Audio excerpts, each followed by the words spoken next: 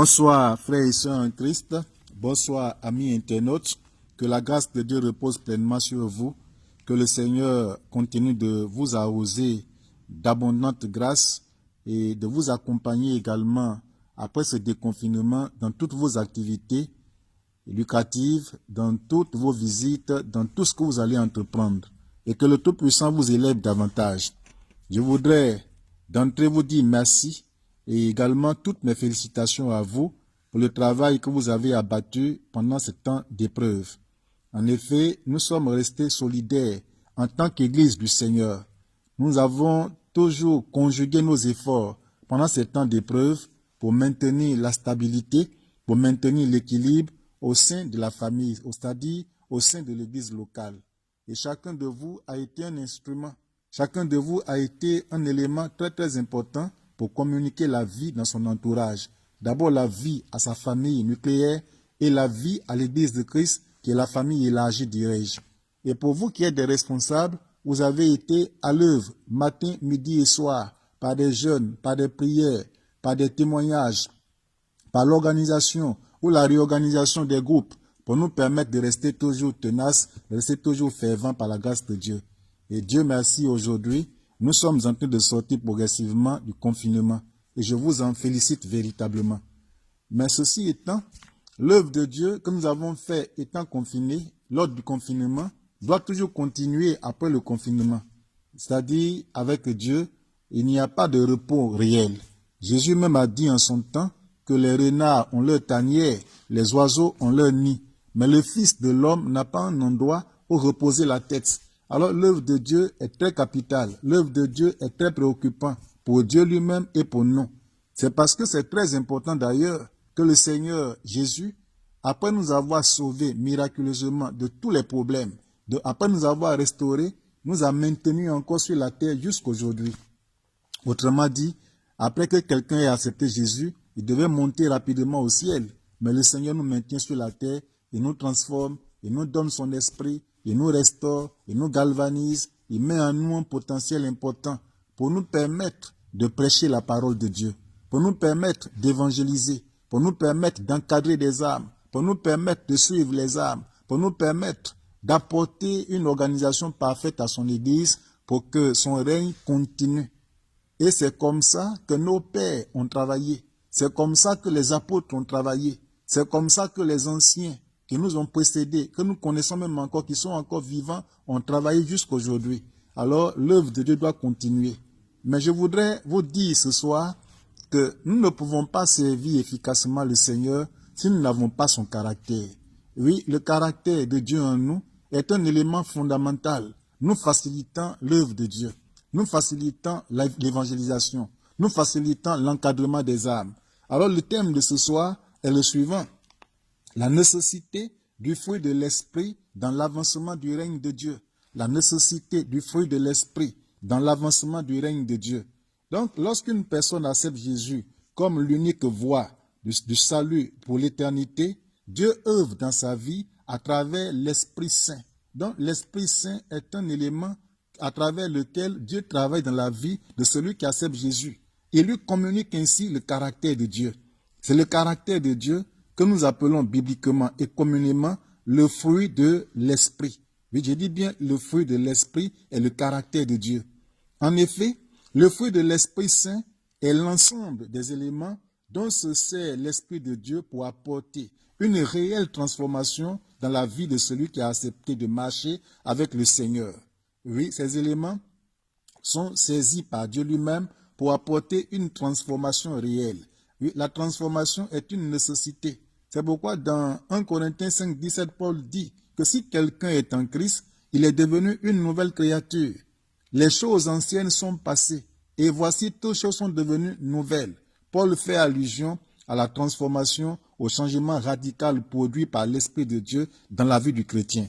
Alors désormais, se détournant du péché, il devient véritable disciple de Christ en obéissance à la parole de Dieu.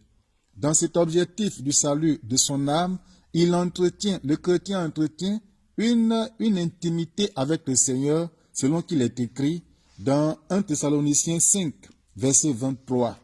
Et je cite: « Que le Dieu de paix vous sanctifie lui-même, tout entier, et que tout votre être, l'esprit, l'âme et le corps, soient conservés irrépréhensibles lors de l'avènement de notre Seigneur Jésus-Christ. Ainsi, dirais-je, bien-aimés, dans sa primauté spirituelle, quelles sont la place, le rôle et les différentes manifestations du fruit de l'esprit dans la vie du chrétien? Je voudrais que chacun de vous soit vraiment attentif. Comme vous le savez, je ne suis pas trop long lorsque je prêche sur cette page pour nous permettre de recevoir l'essentiel, le partager, parce que nous avons des moments de prière et même après la prédication, les groupes de prière doivent continuer à prier. C'est pourquoi je m'efforce pour être quand même bref et apporter l'essentiel. Alors, je voudrais aborder le premier point aussitôt en disant quelle est donc la place et le rôle du fruit de l'esprit. Quelle est donc la place et le rôle du fruit de l'esprit? Le fruit de l'esprit joue un rôle de premier plan dans notre vie. D'abord, il détermine notre conduite et notre appartenance au royaume des cieux en tant que fils et filles de Dieu. Ça, c'est clair. Le Saint-Esprit en nous, le fruit de l'Esprit en nous détermine notre conduite et notre appartenance au royaume des cieux en tant que fils et filles de Dieu. Alors, qu'est-ce qui prouve que nous sommes fils de Dieu? Qu'est-ce qui prouve que vous êtes des filles de Dieu? C'est le rôle que joue le Saint-Esprit en nous, le caractère de Dieu en nous. C'est ce qui détermine, c'est ce qui fait la part des choses et nous rend différents des autres. La Bible nous dit que c'est à Antioche que pour la première fois, les disciples de Jésus-Christ furent appelés chrétiens. Ce nom n'a pas été donné par les apôtres. Il n'a pas été donné par Jésus lui-même. Il n'a pas dit, bon, quand vous allez rester, appelez-vous chrétiens. Mais ce sont les païens qui, après avoir observé pendant une certaine période, dirais-je peut-être 2 ans, 3 ans, ont constaté que les disciples de Christ menaient une vie qui était vraiment différente de celle des païens, avaient des comportements qui étaient régis par les principes divins, ne parlaient pas de façon vulgaire, ne se comportaient pas de mauvaises manières, ils n'avaient pas de mauvaises habitudes, ils s'accoutraient décemment, il y avait une vie d'humilité, une vie de douceur qui les caractérisait, et il y avait une communion, une unité parfaite qui prévalait dans leur groupe, que finalement, lorsque les païens les ont observés, ils se sont dit, mais ceux-ci n'ont rien à voir avec nous. Ils sont vraiment différents. Ce sont des chrétiens. Et dans le mot chrétien, nous y voyons Christ. Et le ien est une appartenance. Donc, des gens qui appartiennent à Christ. Donc, il nous permet également d'acquérir la maturité et une disposition spirituelle qui nous oblige à nous soucier de l'épanouissement, du bien-être spirituel des personnes sans Christ. Donc, le fruit de l'esprit en nous nous permet d'acquérir de la maturité spirituelle. Oui, la maturité, c'est quand même quelque chose de fondamental. Il y a des gens qui sont à l'église, mais qui ne sont pas mûrs, qui ne sont pas stables. Ils se comportent toujours comme des bébés. Il n'y a pas de stable, il n'y a pas d'équilibre dans leur vie. Pourtant, on devient enfant de Dieu pour être mûr, pour voir comme Dieu voit, pour penser comme Dieu pense, pour marcher comme Dieu marche, pour accomplir les desseins de Dieu, pour raisonner comme Dieu raisonne. Et c'est important. Donc, il nous permet d'acquérir la maturité et une disposition spirituelle. Et ces deux éléments nous obligent à nous soucier de l'épanouissement et du bien-être des personnes qui n'ont pas encore Christ. Parce que c'est important, on reçoit la présence de Dieu, on reçoit le caractère de Dieu pour être mûr et pour nous soucier ensuite de l'épanouissement et du bien-être de ceux qui n'ont pas encore Christ. La conversion, la délivrance, le suivi des âmes pour leur salut sont autant une motivation en ceux qui ont accepté Christ. C'est important. Et la vision première du Saint-Esprit bien-aimé est de semer pour la vie et non pour la chair. Et la Bible nous dit, ne vous y trompez pas. On ne se moque pas de Dieu. Ce qu'un homme aura semé, il le moissonnera aussi. Et celui qui sème pour sa chair, moissonnera de la chair la corruption. Mais celui qui sème pour la vie, pour l'esprit, il moissonnera la vie éternelle. Galates 6, verset 7 au verset 8. Alors ce qu'un homme aura semé, il le moissonnera. Le but de l'esprit, du caractère de Dieu en nous, c'est de semer pour la vie. L'esprit de Dieu, le caractère de Dieu étant même la vie, étant en nous, nous pousse à semer cette vie. Jésus a dit, vous avez reçu gratuitement, donnez gratuitement. Vous avez reçu gratuitement le caractère de Dieu. Vous n'avez fourni aucun effort. Vous n'avez qu'accepté le Seigneur Jésus et vous avez reçu le caractère de Dieu qui vous a transformé. Alors, transformez d'autres personnes, donnez gratuitement. Donc, c'est pour semer. Donc, si nous semons ce que nous avons reçu, nous en moissonnerons également pour de la vie éternelle. Mais si nous ne semons pas la vie de Dieu et que nous avons une autre vie en nous, nous avons en nous des traits de caractère de Satan, que nous semons aussi, parce que quel que soit le caractère qui t'habite, tu le sèmeras impérativement. Et ce que l'on aura semé, il le moissonnera aussi. Alors si nous semons pour la chair, si nous semons pour le péché, nous moissonnerons également la mort éternelle, les difficultés éternelles. Je dirais, en somme, par le fruit de l'Esprit Saint, du Saint-Esprit, nous participons au règne et à la vie divine. Oui, vous et moi, nous participons au règne et à la vie divine. Le fruit de l'Esprit occupe donc une place de choix dans la conquête des âmes. Oui, sans lui, on ne peut pas sauver des âmes. Sans le caractère de Christ, on ne peut pas sauver les âmes. En effet, nous allons vers les païens pour leur témoigner de ce que nous sommes devenus, de ce que Dieu a fait dans nos vies. Alors, qu'est-ce que Dieu a fait dans ta vie? Lorsque tu te trouves devant quelqu'un qui est inconverti, tu te trouves devant un féticheur, tu te trouves devant un franc-maçon, tu te trouves devant un prostitué, tu te trouves devant quelqu'un de mauvais caractère. Quelle est la différence entre vous? Quel témoignage lui rends-tu? Oui, je vais à l'église, je sais prier, je sais chanter, mais au-delà de ça, ou alors en dessous de ça en réalité, quel travail Dieu a fait dans ta vie? Donc, vous comprenez clairement que le fruit de l'esprit occupe donc une place de choix dans la conquête des âmes. Le travail que Dieu fait en nous par son caractère, donc sa vie en nous, montre là une image de gloire et donne quand même aux gens la conviction que s'ils acceptent Jésus-Christ, ils deviendront également comme nous. Alors tout chrétien doit le rechercher. Tout chrétien, après l'avoir trouvé, doit le cultiver et le manifester afin d'être un canal de bénédiction pour tous. Alors, ça doit être une préoccupation pour nous. C'est pourquoi tout à l'heure je disais que ce sujet est un sujet très fondamental pour chacun de nous. On doit rechercher, vous et moi, le caractère de Dieu. On doit rechercher, vous et moi, le fruit de l'esprit.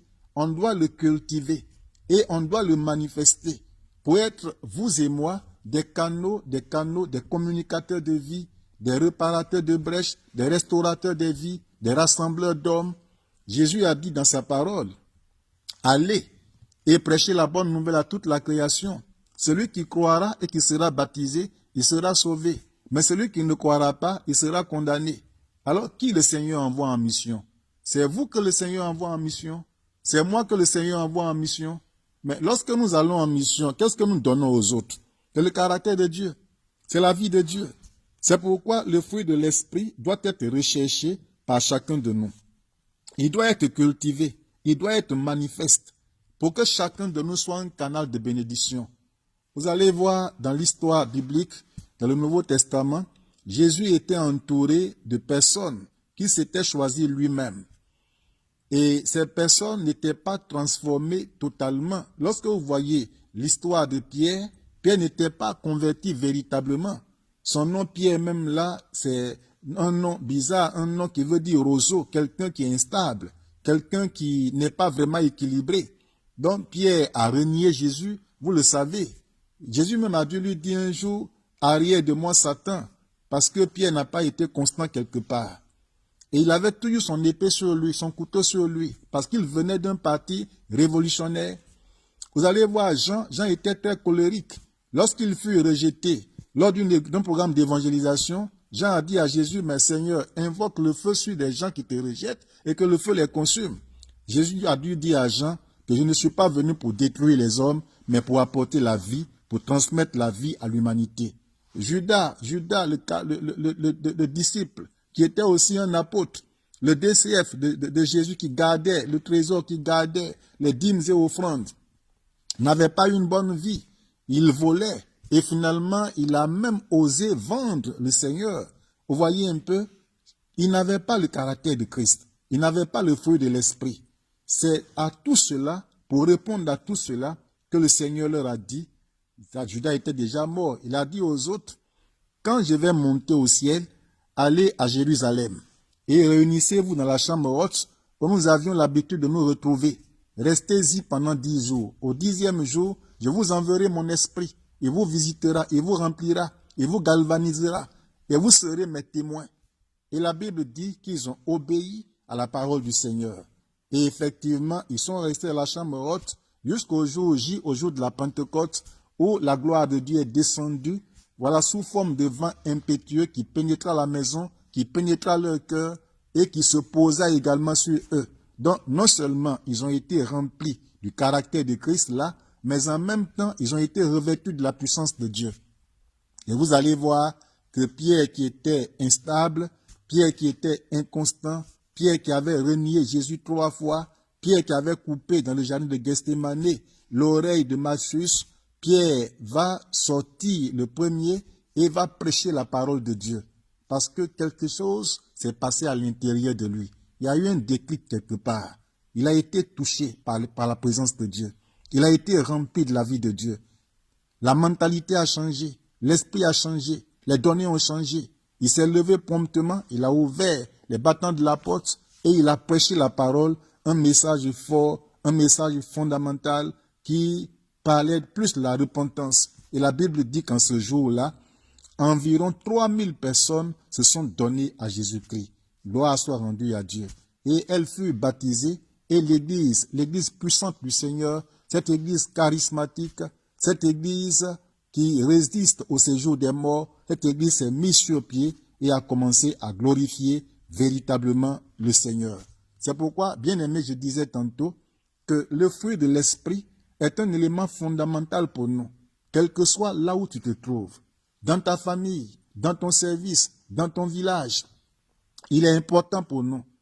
Et il nous le faut absolument, parce que sans lui, nous ne pouvons pas rendre témoignage de Christ. Sans lui, nous ne pouvons pas parler de Dieu, nous ne pouvons pas convaincre, parce que la vie qui est en nous convainc plus que les vêtements que nous portons. La vie qui est en nous convainc plus que ce qui sort même comme parole de nos bouches. Les attitudes que nous avons, les actions que nous posons, le comportement que nous avons, parlent plus par rapport à l'apparence. C'est pourquoi, bien aimé, il nous faut absolument le fruit de l'esprit en nous. Alors, quand il est là, il se manifeste. Alors, quelle est donc la manifestation du fruit de l'esprit? Quelle est la manifestation du fruit de l'esprit? Je dirais à ce niveau, pour vivre pleinement la vie du Père, l'Esprit Saint se manifeste en nous par son caractère, qui est appelé le fruit de l'esprit. Dans Galates 5, versets 22 à 25, il est écrit dans ce passage-là que le fruit de l'esprit, c'est l'amour, c'est la joie, c'est la paix, c'est la patience, c'est la bonté, la bienveillance, la foi, la douceur et la maîtrise de soi. Et il est écrit au verset 25 que la loi n'est pas contre ces choses. Pour dire qu'un chrétien en qui se trouve le fruit de l'esprit, bien aimé, il ne peut jamais être condamné par la loi, à moins qu'il soit persécuté. Parce que Dieu dit, heureux ceux qui sont persécutés, il peut arriver qu'à cause de ton intégrité, à cause de ta droiture, à cause de ta sainteté, de ton honnêteté, tu sois accusé à tort et à travers par des collègues, par la famille, que tu sois rejeté par la famille, parce que ta vie de pureté, ta communion avec Dieu bouleverse certains systèmes démoniaques, tu peux être condamné, tu peux être accusé à cause de ça. Mais en dehors de ça, quelqu'un qui vit la vie de Dieu, qui vit normalement comme Dieu veut, qui parle comme Dieu parle, qui pense comme Dieu pense, qui s'habille comme Dieu veut, ne peut jamais être condamné par la loi. Bien-aimé, le caractère de Dieu qui est appelé fruit de l'esprit est semblable à une orange, une belle orange épluchée qui compose 9 tranches, composée de 9 tranches. Et ces 9 tranches-là, c'est elles que je viens de citer. L'amour, la paix, la joie, la patience, la bonté, la bienveillance, la foi, la douceur et la maîtrise de soi. Nous devons avoir tous ces 9 tranches-là en nous. Quelqu'un qui a l'amour en lui, bien aimé, l'amour, Jésus a été le premier à nous aimer et il nous recommande de nous aimer ardemment les uns les autres. Donc l'amour excuse tout, l'amour pardonne tout, l'amour est au-dessus de tout. Donc nous devons avoir l'amour en nous. la joie. Nous devons toujours être contents. C'est ce que Philippiens 4, verset 4 dit. Réjouissez-vous dans le Seigneur. Je vous le répète, réjouissez-vous. La paix doit être de mise dans la vie de chacun de nous. Et la Bible nous dit que s'il est possible, il faut être en paix avec tout le monde. La patience, nous devons être patients. Dans l'histoire biblique, il y a des gens qui ont été patients comme Jacob, qui pour une femme a travaillé pendant 14 ans. Il a pu avoir cette femme. Quel courage, quelle patience, quelle persévérance. La bonté, nous devons être bons. Bons les uns envers les autres. Bons dans le corps de Christ. Bons à l'égard même de nos ennemis, ceux qui nous persécutent. Nous devons être bons. Et la bonté inclut également la libéralité, la gentillesse, la largesse. Il faut vraiment être bon. C'est le caractère, c'est le fruit de l'esprit.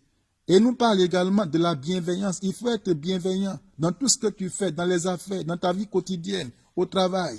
Et la Bible nous parle également de la foi. Il faut que la foi soit de mise dans la vie du chrétien. La douceur et le caractère de Dieu. La maîtrise de soi. Oui, il ne faudrait pas qu'on soit des chrétiens, des enfants de Dieu qui sont très violents, qui sont très colériques et qui n'ont pas de continence devant la boisson, devant le sexe opposé, devant le monde, devant la colère. Lorsqu'ils sont provoqués, ils agissent comme des personnes vulgaires. Bien-aimés, le caractère de Dieu est fondamental. Le fruit de l'esprit est fondamental. Et dans ma petite recherche, pour nous aider, je l'ai réparti même en 3 groupes. L'amour, la joie, la paix, ça c'est le premier fruit que produise notre conversion à Christ. Donc, lorsque quelqu'un se convertit à Christ, d'entrée, l'amour remplit son cœur, la joie remplit son cœur, la paix remplit son cœur. Je le dis pour ceux qui ont vraiment accepté Jésus, lors de votre conversion, les premières semaines, la première année, la deuxième année, vous avez vraiment senti en vous cet amour ardent, la joie d'appartenir à Christ, cette paix profonde en vous. Et le deuxième groupe, c'est la patience, c'est la bonté et la bienveillance. La patience, la bonté et la bienveillance. Nous les produisons dans des moments d'épreuve. Nous les produisons dans les moments d'épreuve. Dans les moments d'épreuve, on est patient. Je parle tout à l'heure de Jacob. Jacob a été patient. C'était un temps d'épreuve pour lui. Il travaille pour une femme et son beau-père le trahit. Ça fait très mal au cœur. Après 7 années d'endurance, après 7 années de travail ardu, et on le trompe, on le trahit après. La bonté, la bienveillance, nous les produisons dans des temps d'épreuve. C'est pour dire quoi? Qu'on peut avoir le caractère de Dieu, ou alors pour avoir tout ce caractère de Dieu, il faut accepter des temps d'épreuve. C'est pourquoi à travers l'épreuve, on est instruit, on en tire beaucoup de leçons qui nous permettent d'avancer, qui nous permettent de nous stabiliser dans le Seigneur. Et le troisième groupe, c'est la foi, la douceur et la maîtrise de soi. On les produit dans le combat. On les produit dans le combat, car la vie chrétienne est une vie de combat. C'est une vie d'épreuve. C'est une vie où on est tenté. C'est une vie où le diable s'en prend à nous. Je voudrais vous dire que chacune de ces vertus est essentielle pour l'avancement du royaume de Dieu. Oui, chacune de ces vertus est essentielle pour l'avancement du royaume de Dieu. Le chrétien qui se soumet véritablement à la volonté du Seigneur peut être rempli de la vie de Dieu. Je dis bien que le chrétien qui se soumet véritablement à la volonté du Seigneur peut être rempli de la vie de Dieu. Donc, la soumission est fondamentale pour nous. Il y en a qui ne se soumettent pas. Il y en a qui se rebellent à tout moment, qui passent tout leur temps à bavarder, à murmurer, à contester, à s'opposer, à raisonner, à philosopher. Ils n'ont jamais eu un temps de réflexion pour essayer un peu d'analyser profondément leur vie. Bien-aimé, le chrétien qui se soumet véritablement à la volonté du Seigneur peut être rempli de la vie de Dieu. C'est merveilleux pour nous d'être rempli de la vie de Dieu. Dieu qui a rempli tout l'univers afin que l'univers ne peut contenir l'initiateur de toutes choses, créateur de la terre et des cieux. S'il est en toi, n'est-ce pas un privilège? Alors pour que Dieu soit pleinement en toi, par son caractère, il te faut l'obéissance absolue.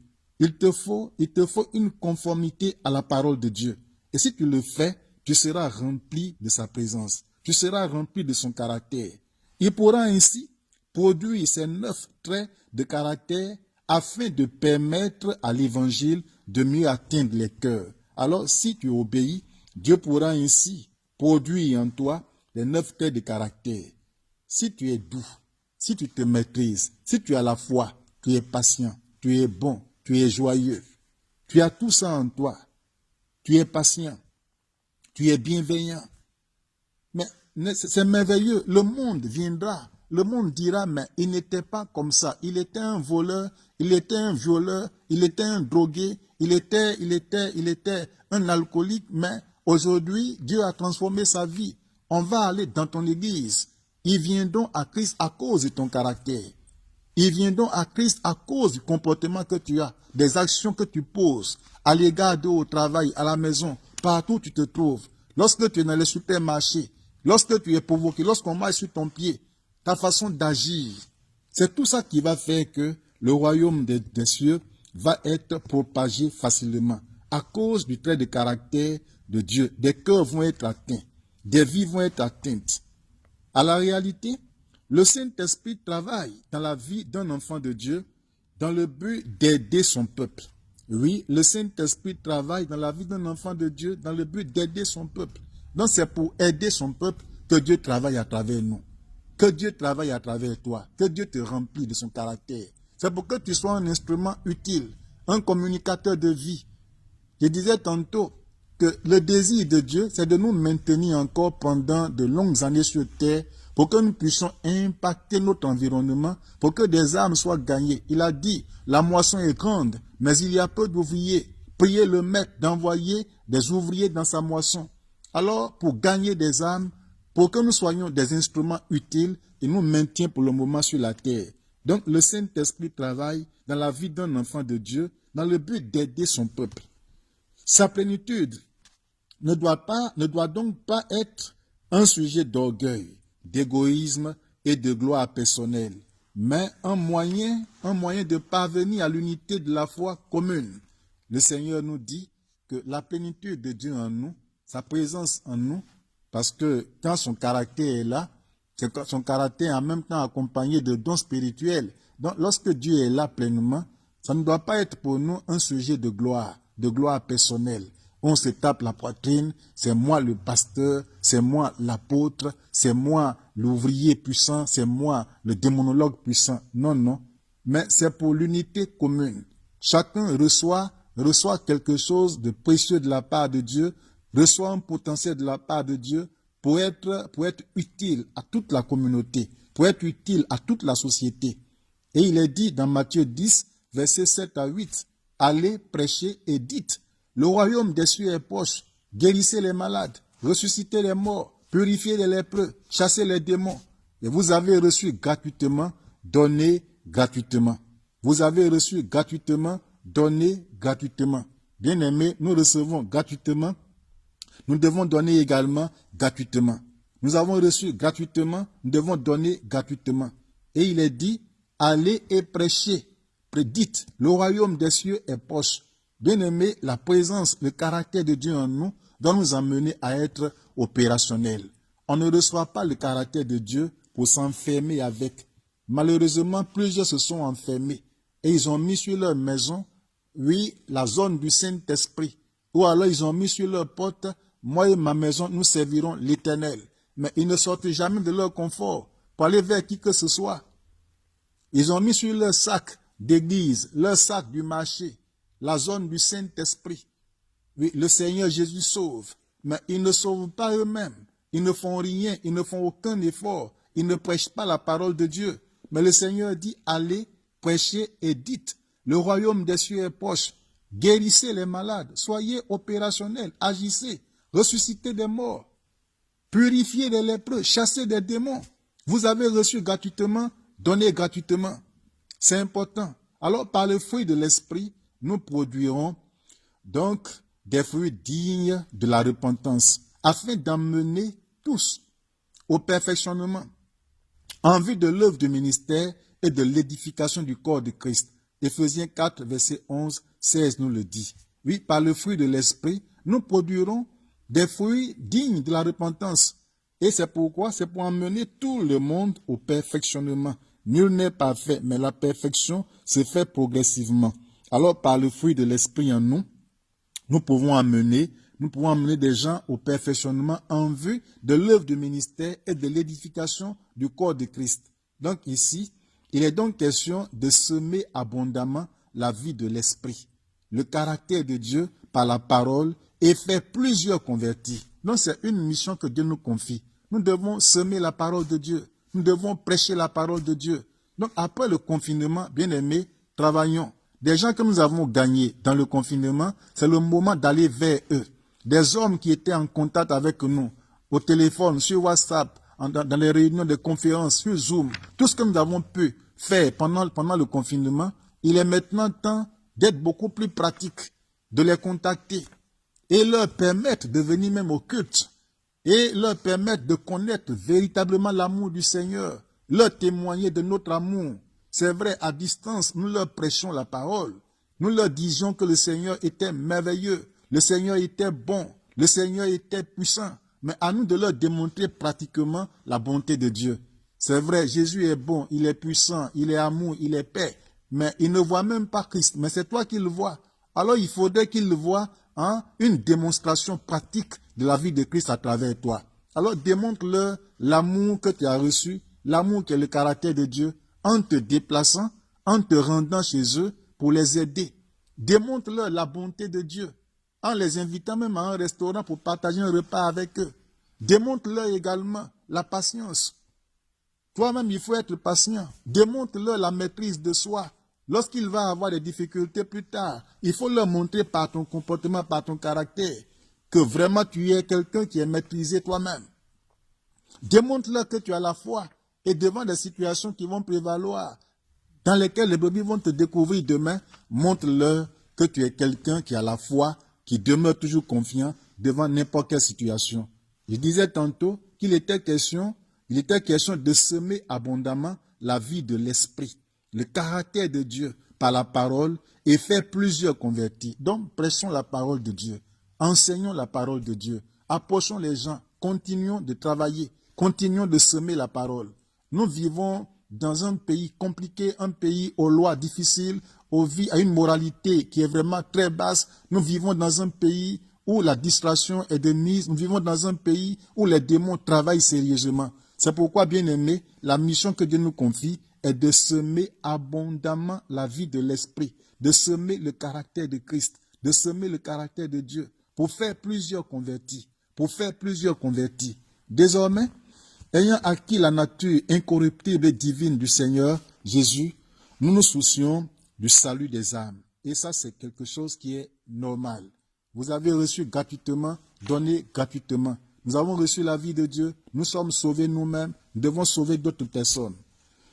Le résumé que je voudrais faire à cet effet, semons le règne de Dieu en forgeant des hommes, des femmes, des jeunes capables d'étendre son royaume par tous les dons spirituels. Cette moisson spirituelle favorise une conscience ministérielle que tout chrétien doit assumer dans l'attente de la grande moisson des bénédictions spirituelles et matérielles. Donc, il y a un travail que nous devons faire. Après le confinement, bien aimé, il y a un travail que chacun doit faire. Semons le règne de Dieu en forgeant des hommes, en forgeant des femmes et des jeunes capables d'étendre à leur tour le royaume des cieux, par des dons spirituels, par des talents que Dieu leur a donnés. C'est important. Il faut donner à quelqu'un, forme quelqu'un, instruire quelqu'un, communique la vie à quelqu'un. Et lorsqu'il sera bien, lorsqu'il sera affermi, lui aussi, il pourra communiquer la même vie à d'autres personnes. C'est ce que nous avons enseigné dans notre communauté jusqu'aujourd'hui, le discipulat. Alors que personne ne baisse les bras, conseillez que personne ne baisse les bras, ouvrier du Seigneur que personne ne baisse les bras. Vous-même qui avez été convertis dans le confinement, que personne ne baisse les bras. Il y a une mission que Dieu nous confie. Cette mission, elle est capitale. Nous devons l'assumer, nous devons l'accomplir parfaitement. La conclusion est la suivante. Avoir le fruit de l'esprit, c'est manifester le caractère de Dieu en nous. Oui, avoir le fruit de l'esprit, c'est manifester le caractère de Dieu en nous. Cette qualité spirituelle est essentielle pour semer l'évangile dans les vies sans Christ. Oui, il faut cette qualité qui est essentielle pour semer l'évangile dans des vies sans Christ. Leur communiquer l'amour, leur communiquer la bonté du Seigneur afin que ces personnes soient affranchies de l'angoisse, des gens sont angoissés, des gens sont troublés, des gens sont dépressifs, des gens sont oppressés par des démons. Donc il faut qu'on leur communique la vie, le caractère de Christ pour les faire sortir de l'angoisse, pour parvenir ensuite à la joie et à la paix du cœur. Et c'est cette semence-là que vous et moi, nous devons apporter dans la vie des âmes.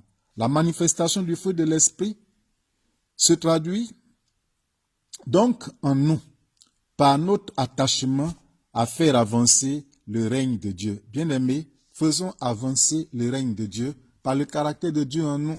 Faisons avancer le règne de Dieu par le caractère de Dieu en nous. Plus tard, je vous parlerai des dons spirituels, mais je suis en train d'insister sur le caractère de Dieu parce que c'est l'élément fondamental qui nous permettra, qui permet à l'Église de faire plus avancer le règne de Dieu. Parce que des gens vont dire, on veut bien venir dans votre Église, ou bien on voulait bien y demeurer, mais la vie que telle personne y mène, il est adultère, ou bien il est homosexuel, il est voleur, il m'a escroqué, je ne peux plus venir là-bas avec vous, ou bien telle personne m'a frustré. Ça peut dire que le caractère de Dieu est un élément fondamental. Si nous ne l'avons pas, nous ne pouvons pas impacter le monde, nous ne pouvons pas convaincre. C'est ce caractère de Dieu en nous qui est plus convaincant que le message simplement même que nous prêchons, que notre présence même devant les gens, que nos prières. Il faudrait que le caractère de Dieu en nous parle véritablement.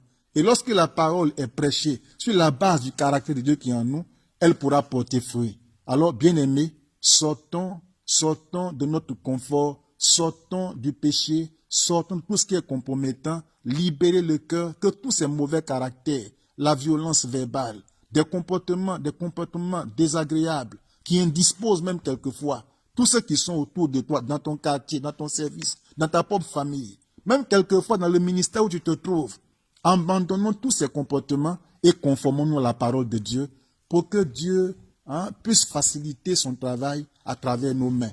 Alors que la grâce de Dieu repose pleinement sur vous et c'est votre serviteur, l'apôtre Sanko. Que le Seigneur vous bénisse. Nous allons prier par la grâce de Dieu. Nous allons élever encore nos cœurs vers le Seigneur. Alors aujourd'hui, le grand miracle que Dieu veut accomplir, c'est ta transformation. Le miracle que Dieu veut accomplir aujourd'hui, c'est le changement radical de ta vie. C'est son caractère qu'il veut te transmettre. Je crois que le meilleur miracle, le plus grand miracle, c'est ça, c'est la vraie conversion. C'est le caractère qui doit être transformé. Lorsque quelqu'un qui est méchant devient gentil, lorsque quelqu'un qui est sorcier devient transformé, qui ne peut plus manger la chair, il ne peut plus tuer quelqu'un. Lorsque quelqu'un qui est colérique devient doux, du coup, vous voyez, c'est le miracle, le plus grand miracle. Au-delà, au-dessus de tous les miracles que nous connaissons, le changement du cœur de l'homme. Alors tu vas prier, tu vas fermer les yeux et demander vraiment pardon à Dieu pour ta vie qui n'a jamais été agréable, qui n'a jamais été stable. Prions le Seigneur.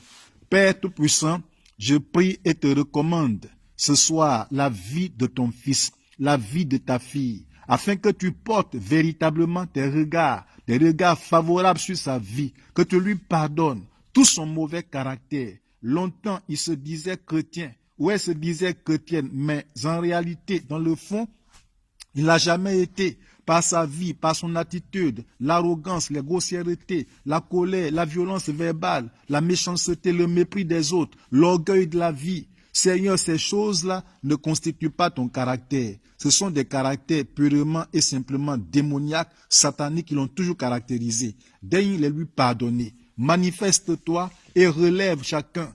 Père Tout-Puissant, le plus souvent, ils ont même voulu accomplir ton œuvre, mais ils n'y sont pas arrivés. Parce que quelqu'un qui n'a pas ton caractère ne peut pas aller loin avec ton œuvre. Alors lève-toi Tout-Puissant et pardonne leurs péchés. Lève-toi Éternel Dieu et exerce ta miséricorde envers chacun en les relevant, en les restaurant au nom de Jésus. Tu vas aussi prier le Seigneur et dire à Dieu de te donner son caractère.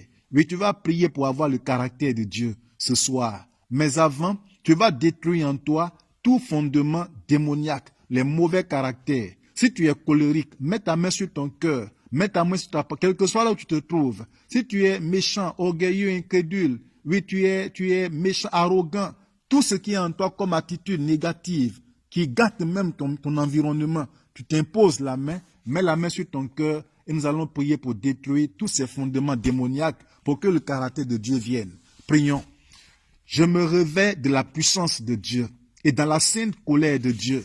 Je viens contre vous ce soir. Je détruis toutes vos œuvres. Que tout mauvais caractère, que tout mauvais comportement dans cette vie, l'orgueil dans la vie, la colère, le manque de pardon, la haine, les rancunes, je viens contre vous ce soir et je détruis vos œuvres.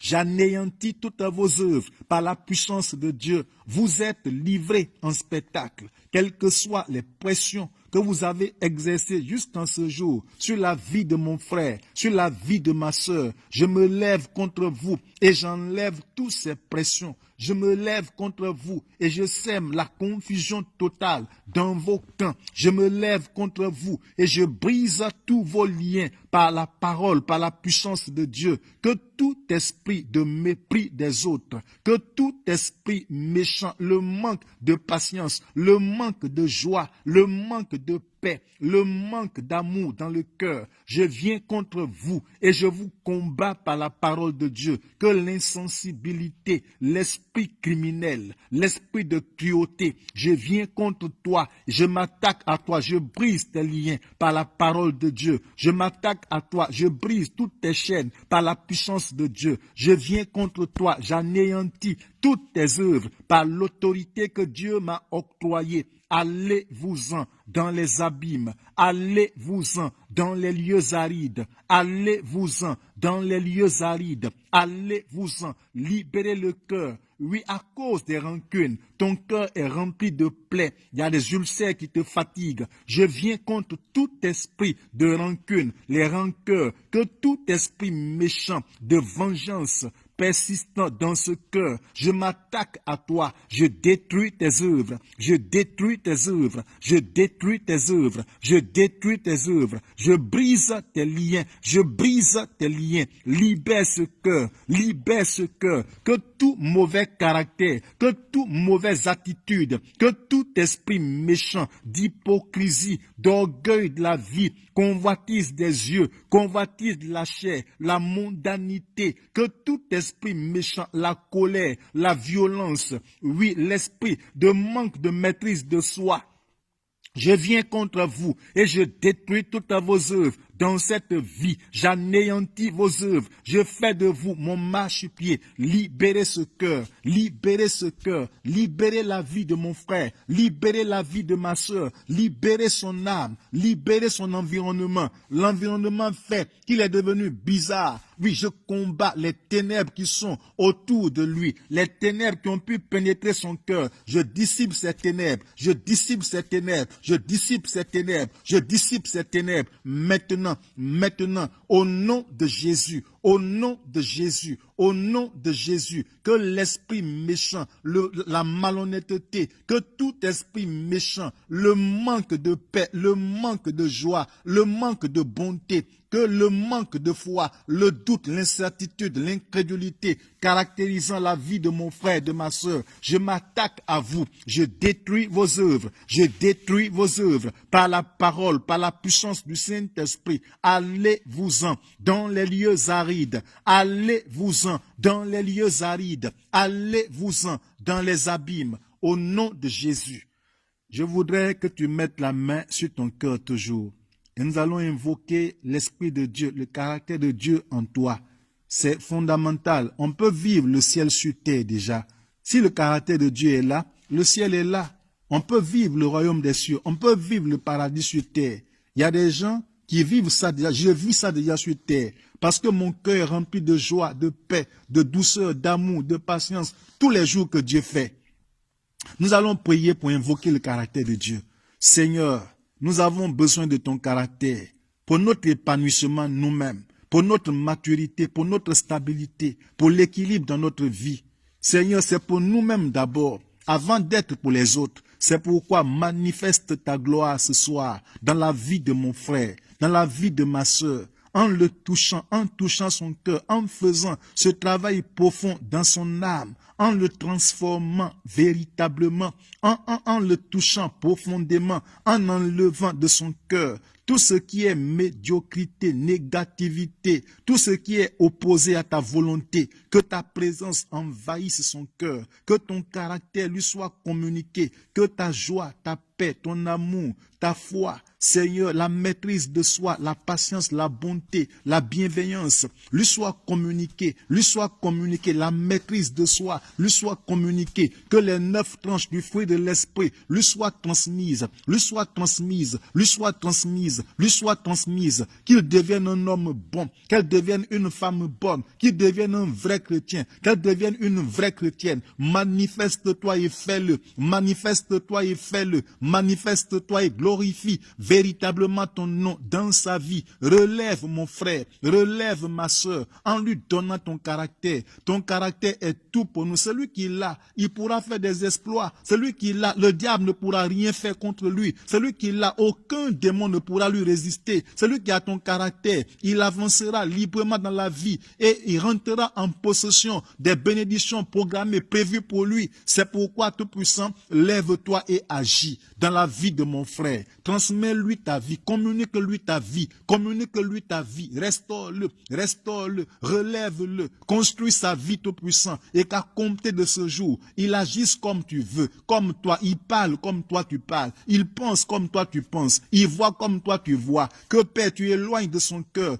tout ce qui le compromet, tout ce qui le condamne, tout ce qui le culpabilise, tout ce qui l'enfonce encore dans la tombe. Permets qu'il se relève véritablement et que, Père, ta gloire luise véritablement dans la vie de tes enfants. Éternel, merci. Nous avions vraiment besoin de toi pour faire avancer ton règne. Il faut nous faciliter le travail. Il faut nous aider, que le contact soit facile pour nous permettre, Tout-Puissant, de maintenir ta maison dans la flamme, de toucher encore des cœurs, de toucher, d'impacter, oh Tout-Puissant, nos collègues de service, d'impacter, Père Tout-Puissant, les membres de nos familles, d'impacter, Tout-Puissant, des gens que nous rencontrons par hasard, mais qui, Père Tout-Puissant, sont envoyés par toi vers nous pour les emmener, Père Tout-Puissant, à t'accepter, à faire la paix avec toi. Gloire à toi parce que Père, tu le fais et tu nous rends capables d'accomplir tes desseins. Sois béni, sois élevé au nom de Jésus. Amen. Alors que la grâce de Dieu repose pleinement sur vous et à mardi prochain, nous serons encore ensemble. Que le Seigneur vous fortifie. Votre serviteur, l'apôtre Sonko.